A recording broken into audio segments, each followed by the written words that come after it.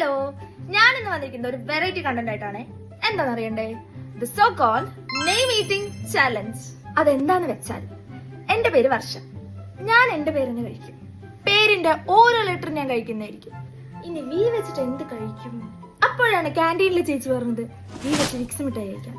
അങ്ങനെ ഞാൻ വിക്സ് മിഠായി വാങ്ങിച്ചു കഴിച്ചു. സോ നമ്മൾ വിക്സ് കഴിക്കാം. Okay, okay. ഇനി എ വെച്ച് ഞാൻ എന്ത് കഴിക്കും? അപ്പോഴാണ് ആപ്പിൾ ഡുവന്റെ മിഠായി ഇറങ്ങിയത്. സോറി, തിരിച്ചു ആപ്പിൾ ഡുവന്റെ മിഠായി ഇറങ്ങിയത്. അപ്പൊ നമുക്ക് ഇത് കഴിക്കാം. ഇങ്ങനെ ടേസ്റ്റ് ഉണ്ടായാൽ മതിയോ? കുഴമ്പ്. 6 വെച്ച് എന്ത് കഴിക്കുന്ന ആലോചിച്ചപ്പോഴാണ് എന്റെ ഒരു അനിയൻ പറഞ്ഞു, ചേച്ചി ചോറ് കഴിച്ചുകൂടെയെന്ന്. യെസ്, റൈസ് കഴിക്കാൻ വിചാരിച്ചു. ഞാൻ റൈസ് മാത്രം കഴിച്ചു കഴിഞ്ഞാൽ നല്ലതല്ല. സോ നമ്മൾ കുറച്ച് ഉപ്പേര് മിക്സ് ചെയ്തിട്ട് വേണം റൈസ് കഴിക്കാൻ ഗൈസ്. അപ്പൊ ഞാൻ 6 വെച്ച് റൈസ് കഴിക്കുന്നു ഗൈസ്.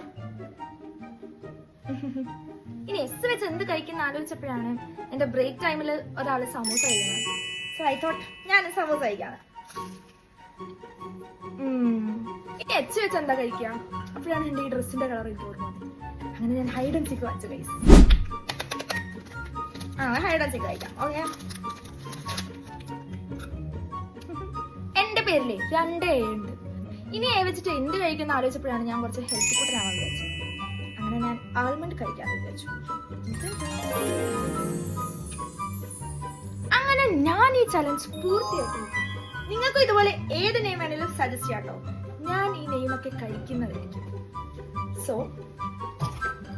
Stay hydrated.